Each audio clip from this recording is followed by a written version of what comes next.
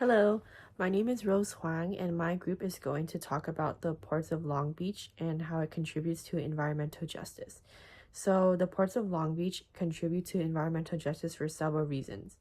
Also, environmental racism is prevalent with this site, as low income communities of color are more likely to live near these ports and along these transportation routes.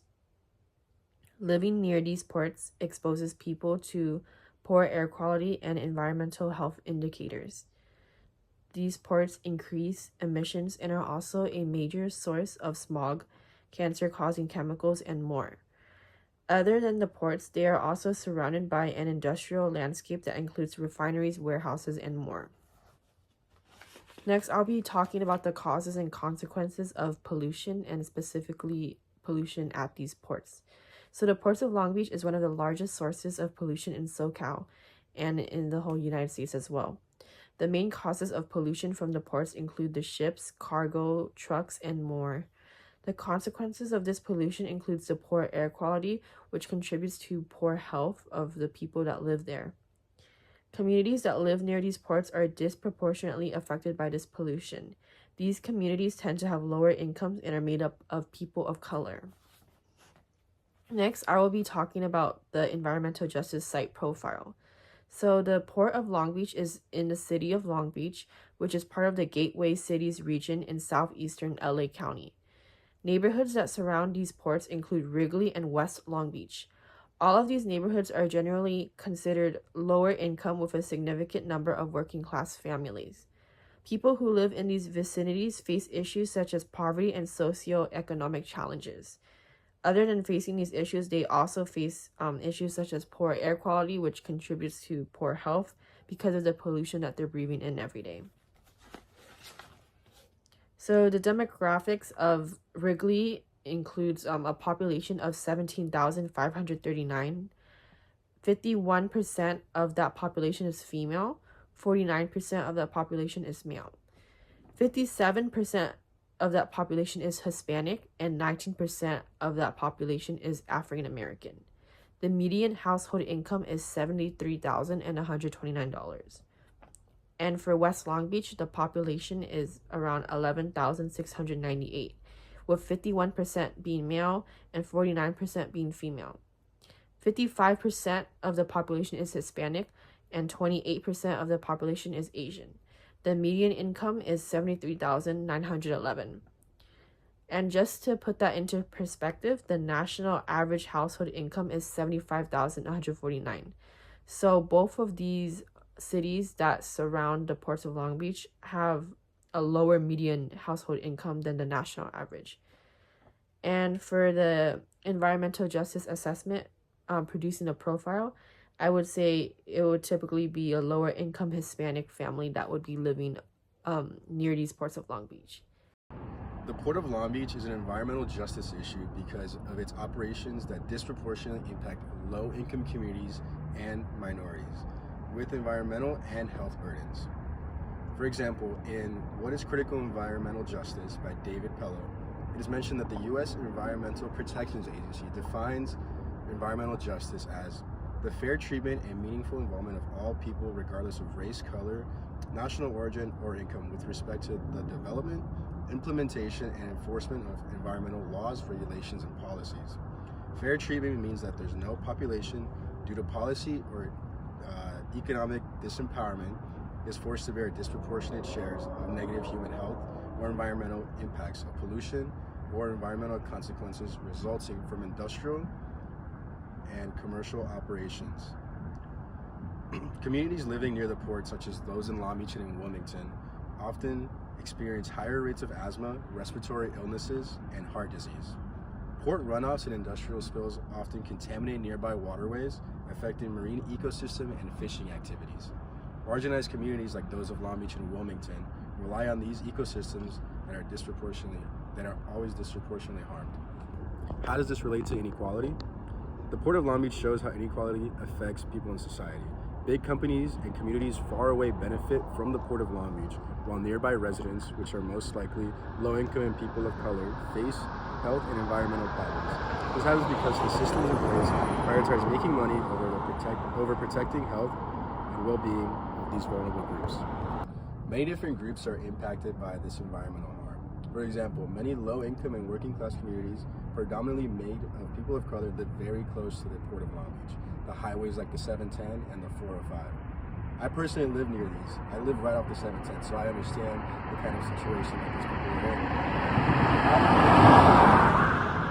in. For example, high air pollution from diesel emissions from the trucks, ships, and equipment that are used by the port, and then contaminated water source due to the industrial runoffs and spills. These communities are also exposed to pollution from nearby refineries and warehouses like those in Wilmington, which are a 5-minute drive from my house and a 2-minute drive from 3 middle schools in this area. People in these communities experience higher rates of asthma, respiratory disease, heart conditions, and cancer due to constant exposure to air pollutions. Children and pregnant women are particularly vulnerable with the risks of developmental issues, preterm births, and low birth rates. Women of color face unique challenges as they often juggle caregiving responsibilities while coping with their own and their family's health problems. The stress of living in polluted environments can also amplify mental health issues. So the history of this site goes way back to before European settlement. This area was originally inhabited by the Tongva people who lived in Los Angeles, including the region that would become Long Beach. In the late 1700s, Spanish colonists arrived and established missions, which disrupted indigenous communities and changed their land use. The Mexican land grant led to the division of land in Southern California. The area that would become Long Beach was part of the larger land grants that was given to the early settlers. Initial trade and shipping changed. As the region grew, the natural harbor in Long Beach became an ideal spot for small-scale trade and shipping. The area began attracting attention for a strategic location. In 1911, the Long Beach Harbor was officially established. The city of Long Beach and the harbor were separated from Los Angeles in 1911, creating a local port authority to oversee the development. The port expanded rapidly throughout the 1920s and the 30s to accommodate for the increased trade. Infrastructure like piers and terminals. The port expanded rapidly during the 1920s and the 1930s to accommodate for the increase in trade. Infrastructure like piers and terminals were built to handle the cargo, and the port began to gain prominence in the shipping industry. Hello, my name is Christina Tran, and I am a student at Cal State Long Beach. The ports of Long Beach, one of the busiest ports in the United States, are significant contributors to both air and water pollution, with severe consequences for the environment and the health of nearby communities.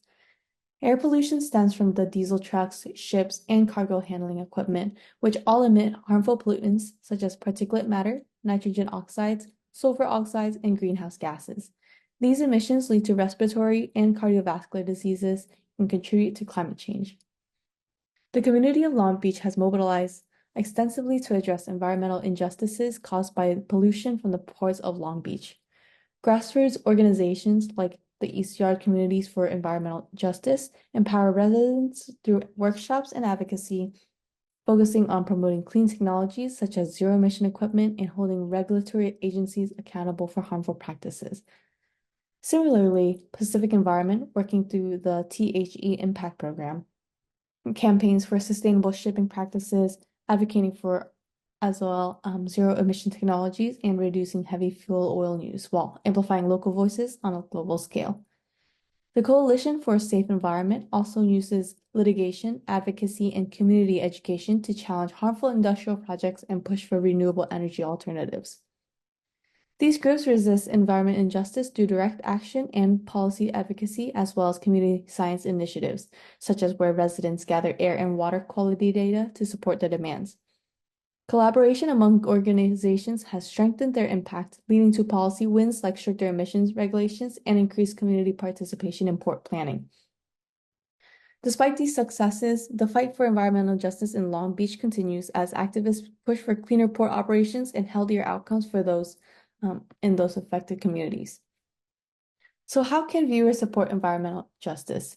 To support environmental justice, it is essential to focus on structural changes rather than individual actions by addressing systemic inequalities tied to racism, capitalism, and colonialism.